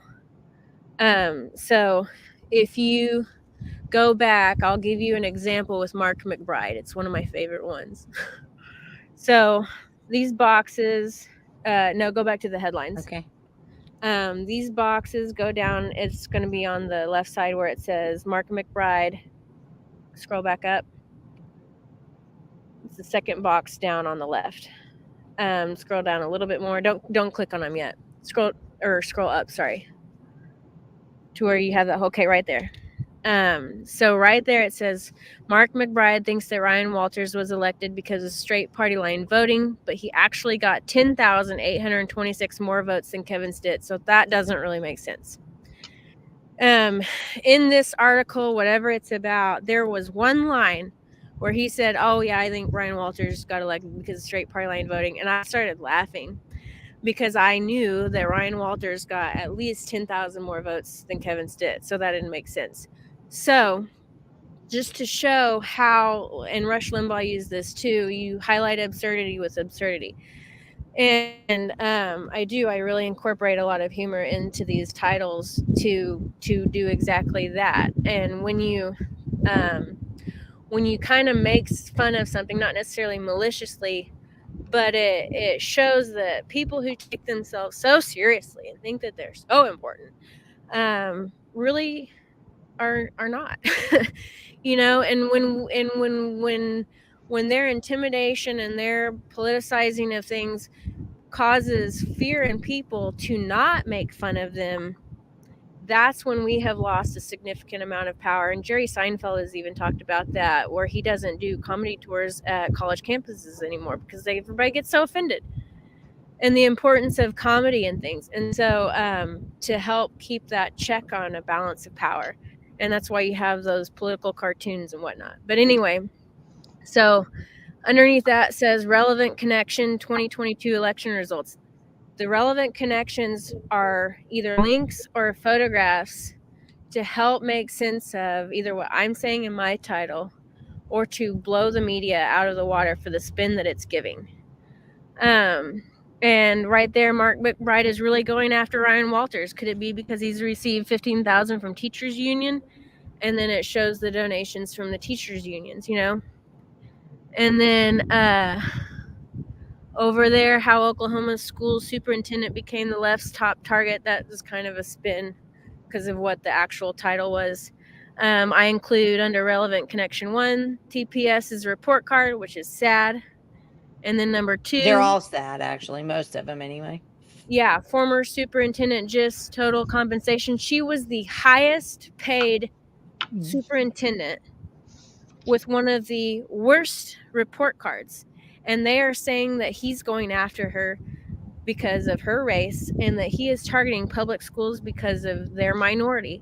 When if I was somebody like that, I would be so offended that my school with a low socioeconomic demographic is failing, and whoever is in charge of it is the one who should be held accountable, not Ryan Walters. He is trying to lift the school up because she has not done anything. She did not do anything to do that. And he's the one being accused of going after this demographic for racism and whatnot. Not that she is failing these students of low socioeconomic background. It's ridiculous. And then within the article, it talks about how, 90 faith leaders are saying these things, and they highlight one of them. She's a clergy member. I don't know what they call her. Her name's Shannon Fleck. So I researched Shannon Fleck, and I include a link to her page where it talks about white privilege, anti-racism, woke stuff. So what was their sample of faith leaders? Liberal. But people don't know that, and they capitalize on what people don't know. They see faith leaders and think, oh, Oklahoma, Bible Belt, religion, evangelism, Baptists, like all of these different things. Even the Baptists are against them, and it's like, nope. Well, and here's the sad thing about that to me, because I have some serious problems with Ryan Walters myself.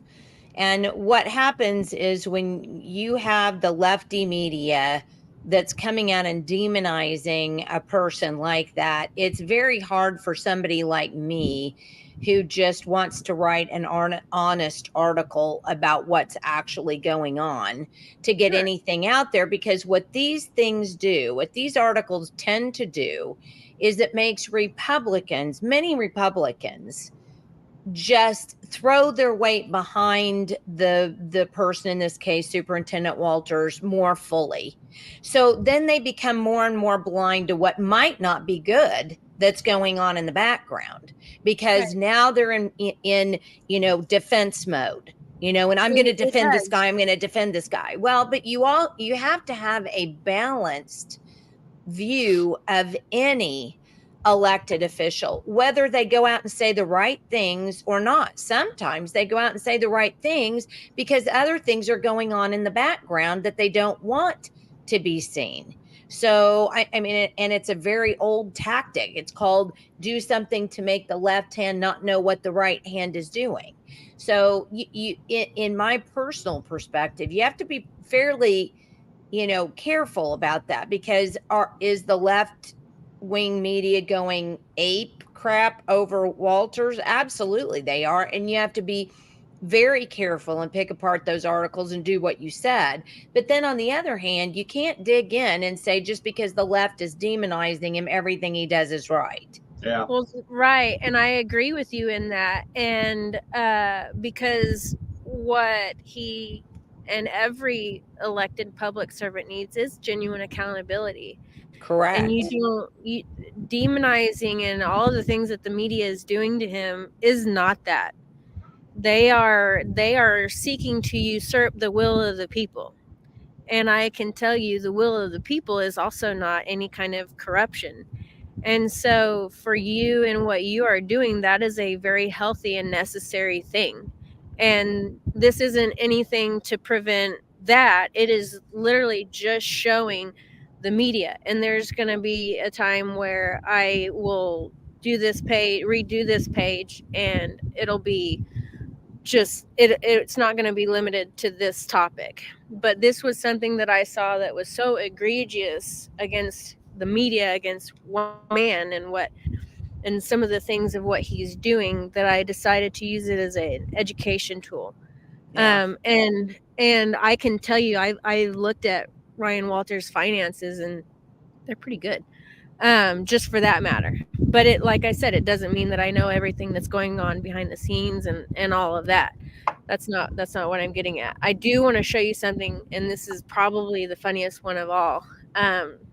It's the top first one, where it says Ryan Walters is the only candidate publicly held to account for filing late when tons of others do it too.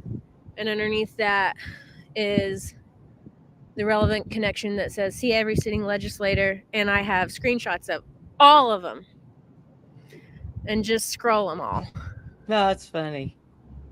And look at how small that scroll bar is as you're doing it. Yeah. Well, and here's the other thing that's kind of, interesting about that.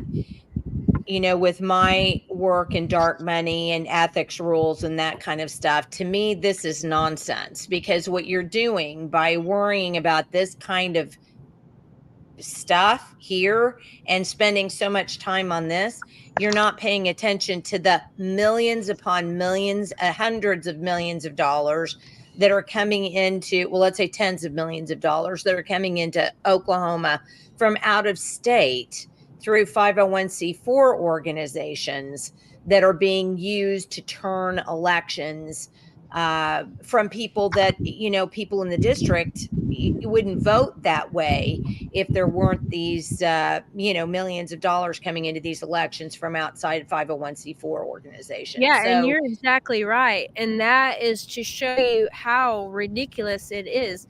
I can't tell you how many articles that I had read that were going after him in those late violations. And in my mind, I'm like, they all do it. yeah.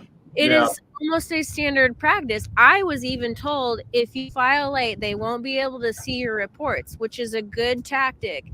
However, it's going to show up on the ethics violation, and for you, they will peg you for it. But they all do it, and that is evidence of it. So that's not even me saying like, well, and not only that, I mean, and they shouldn't be, it's just saying like, this is standard practice. Why are you going after Ryan Walters? If you're going to go after people for doing this, you got to go after Jason Lowe has a hearing that's pending.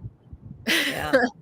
and I have that in another box, but this is literally just to show how the media what they're particularly doing to Ryan Walters and how they're doing it and the ridiculousness of it, and to also make some jokes along the way.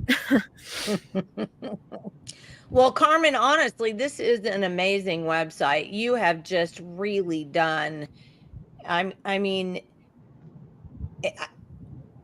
there is really honestly no excuse looking at this. There's just simply no excuse. Once you get this whole thing populated, there's no excuse for saying, well, I didn't know who to vote for. Or, I don't know what my elected officials are doing, because that's just crap. I mean, you absolutely have an option right here, to see that. And again, and you made the point, and every time I go do a dark money presentation, I always make the same point. People, I'm not paying private organizations to dig up stuff for me. I'm not, doing anything like that. I'm just typing in an internet search bar, blah, blah, blah. That's all I'm doing. That's it. So all of this is public record. If you didn't need to watch your, serial reruns or, whatever, you could be getting on your computer finding this same stuff out. Yeah, and just to throw this out there, I was asked just yesterday if I could give an ethics presentation, and I decided to. So I will be putting together a little program. I guess it would just be a presentation on how to navigate the Ethics Commission website. And oh, that's a good idea. Yeah. So if anybody's interested in that, it'll be the Canadian County OK2A March 9th, Saturday, March 9th, I believe. If it's not March 9th, it is the second Saturday in March, and it'll be at 10 a.m. Yeah, I thought about doing the same thing, and then the FEC website too, and talking a little bit about that, because it's true, people don't really know where to go and they don't know what the differences are. So I mean, it's definitely up to those of us who do the research to show other people how to do it for themselves. And although it's shocking, I looked at 12 packs, and it's shocking how much information I got on those 12 packs just by typing a search into a search bar. It's crazy. I will on my website have some education tools. There'll be a tab up there. And one of them will be navigating the legislative website, and the other will be navigating the ethics website. So I plan to do that as I have those ready to present. There's a lot on the plate right now, and what is the top priority? Obviously, there's another cycle of elections coming up, so I want to get specific ones up, and then there are just ones that I want to get up. Yeah. No, I get it. So absolutely. But I believe the outlook is whoever I have up there right now, plus a couple more, while getting the Supreme Court judges. And then I think the next would be listing all of the district judges, and getting one of those education tools up.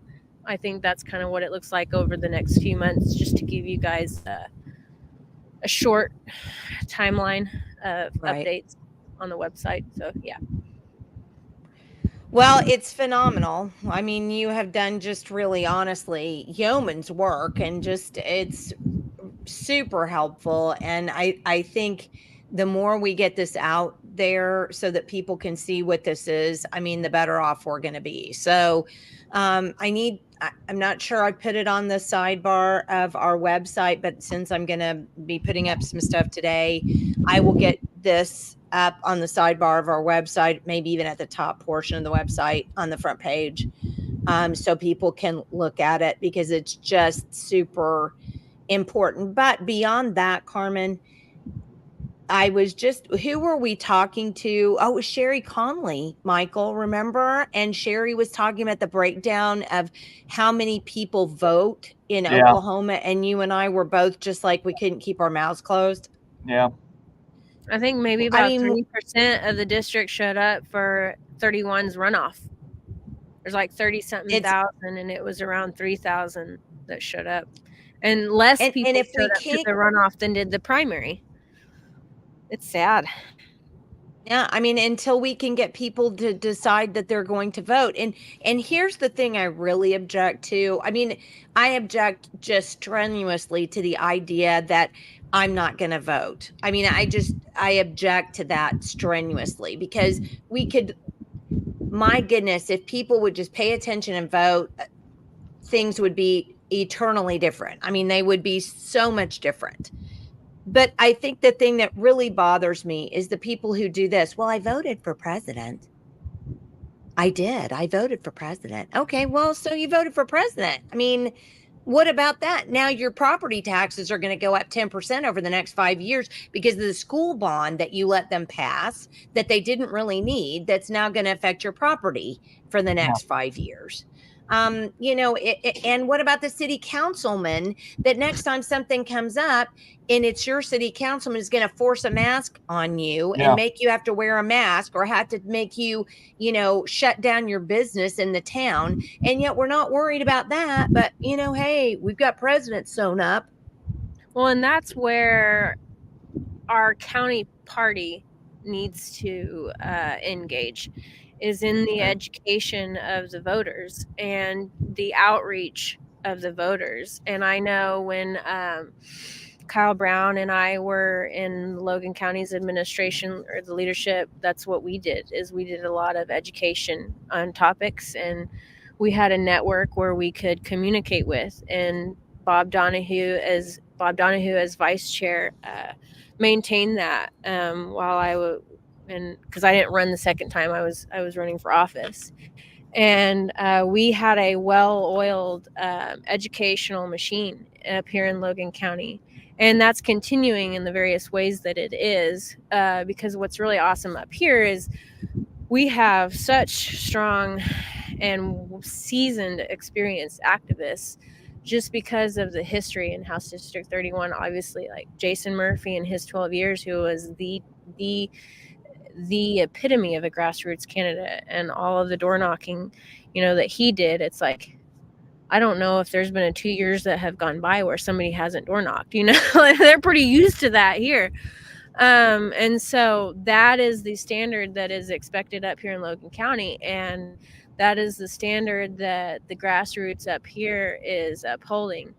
And so it's just, it can be done. It can be replicated in these other counties, and it is. Washington County is doing a big thing up there. Like, the grassroots are catching, and there is more and more education. But and I've talked with a number of people about this, and you said it yourself, is the lack of engagement. I mean, people, they say that they want to be fed, but then you give them this information and it's like, nope, I still want my good looking candidates, because I educated my district with my flyers. I didn't go the talking points route. I included education and how I would apply these things policy wise. Yeah. And it's still, they want the soundbite. They want their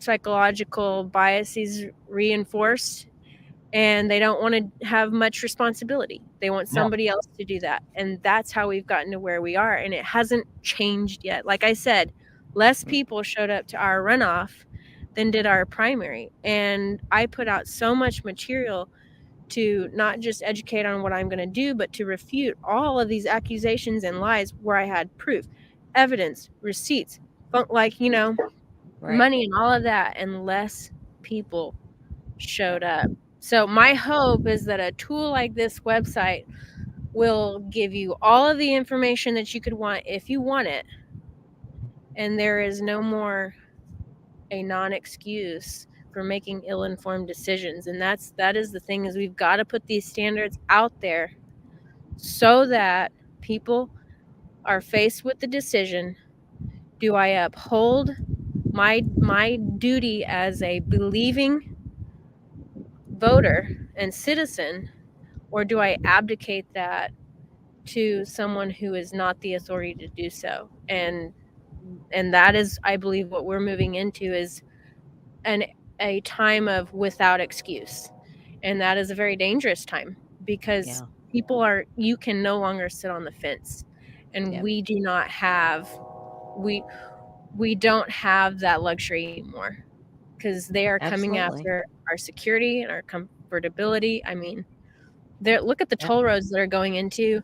If we're heading an electric vehicle, they're going to not quit taxing gas. They're not quit taxing anything. They're going to increase taxes elsewhere. Onboard diagnostics, Bluetooth, tracking devices and whatnot. That's coming. They have a task force already studying it. Yeah. So we can't afford to sit on the fence anymore. And this is a tool that it's a double-edged sword. It's going to equip you or it's going to knock you off, because you don't have an excuse anymore. Yeah. Well, Karmin, thank you so much for being with us today. Really, really appreciate it. You've done yeoman's work on this. We hope you have a wonderful Thanksgiving, and we will be on hiatus with our podcast until the second week in January. And I think you're scheduled to come back on you're scheduled to come back on the third Friday, so that would be the second week that we get back. So we'll look forward to seeing you. Yeah. Well, thank you guys. I really appreciate it, and all of your efforts as well. Well, we really appreciate you, Karmin, and you've done a great job. And thanks again for being with us today. Thank you. Take care. Have a happy Thanksgiving. You too. Bye. Okay. Bye. Well, that was, she's just done amazing work. I can't even believe what all she's done. It's just phenomenal. And there just simply is no excuse when she gets this done. You just simply can't go, oh, I didn't know. Well, and that's what it really comes down to, Jenny, because you're probably just like me. When it rolls around to election season, I've got 100 different text messages saying, hey, fill out a ballot so I know who to vote for or what to do, or or who you voting for in this.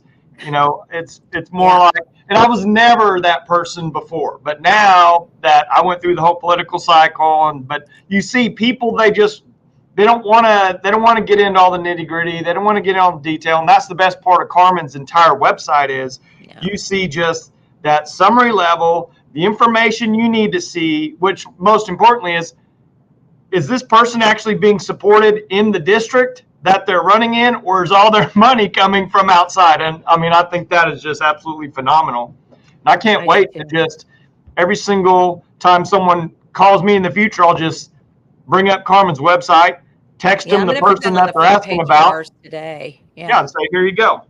Yeah. Well, and we have to set about educating our friends and our family. And I can't say, my kids end up getting so agitated at me, but they're all over 18 now and they should all be voting.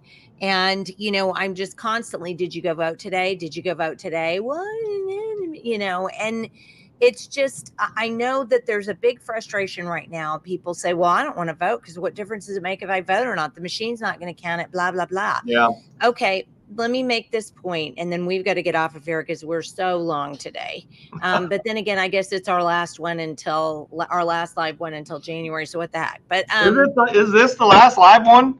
This is the last live one until January. See, it's a good thing I dressed up. I knew I'd dressing up for some reason. It is. Dang, that was it. But here in Oklahoma, things are not as bad with our voting machines as they are. And I'm not saying they're perfect. There's issues here, but it's not rampant like it is everywhere else.